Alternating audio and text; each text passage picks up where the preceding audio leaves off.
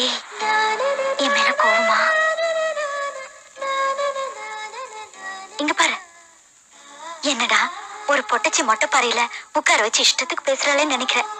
அப்படித்தானே? என் மனசுல பட்டதை நான் சொல்லிட்டேன். அப்புறம் உன் இஷ்டம். யோசியாதே. நிறைய பேருக்கு நிறைய விஷயம் தனியா உட்கார்ந்து யோசிச்சுதான் கிடைச்சிருக்கு. யோசி. என்ன பத்தி, உன்னை பத்தி, நம்மளை பத்தி.